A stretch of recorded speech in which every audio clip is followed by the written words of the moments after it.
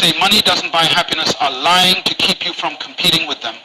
And poor people who say money doesn't matter are lying to make themselves feel better about staying poor. Both groups have a vested interest in keeping you confused about the relationship between wealth and joy, because the truth would force everyone to admit they've been doing it wrong their entire lives. The wealthy don't want you to know that their money could buy happiness if they knew how to use it correctly.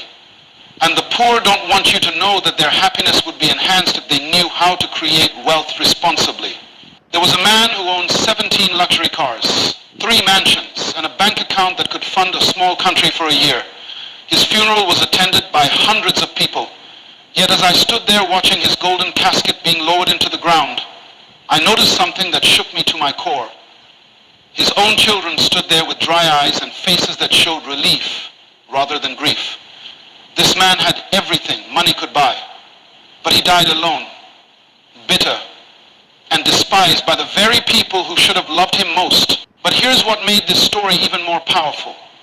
Standing right beside me at that funeral was Thomas, the man's gardener for 30 years. Tears streamed down Thomas's weathered face, not because he would miss his employer, but because he was thinking about his own family waiting at home. Thomas earned barely enough to pay his bills, lived in a small apartment, and drove a car that was older than some people at the funeral. Yet this man radiated a joy and contentment that money could never purchase as I walked away from that cemetery. A question burned in my mind that would change everything I thought I knew about success. Why do some people have all the money in the world but live in misery, while others have very little but experience true abundance? Why do we see millionaires taking their own lives while people with modest incomes wake up every morning grateful to be alive? The answer to this question is not what most people think. Most people believe you have to choose between being wealthy and being happy.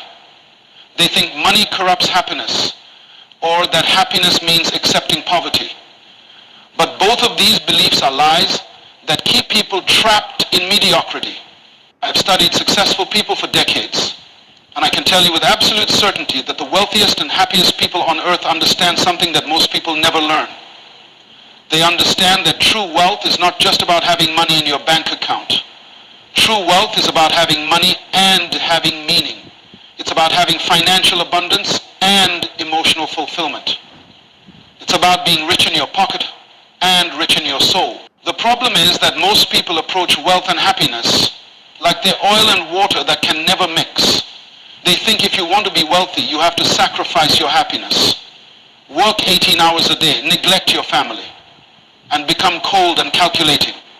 Or they think if you want to be happy, you have to accept being poor, reject ambition, and convince yourself that money doesn't matter. Both approaches lead to the same destination, a life of incompleteness. The millionaire at that funeral was incomplete because he had money without meaning. Thomas was incomplete because he had meaning without money. But what if I told you that you don't have to choose? What if I told you that the most successful people in history understood how to have both? When you look at people who are truly wealthy and truly happy, you discover they think differently about money than everyone else. They don't see money as evil, and they don't see poverty as noble. They see money as a tool that amplifies who you already are. If you're selfish, money makes you more selfish. If you're generous, money makes you more generous. If you're fearful, money makes you more. If you're confident, money makes you more confident. This is why some people get money and become miserable, while others get money and become more joyful. It's not the money that determines your happiness. It's who you are when you get the money. Most people spend their entire lives chasing money, thinking that once they get enough of it, they'll finally be happy. But money earned without character development only magnifies your problems.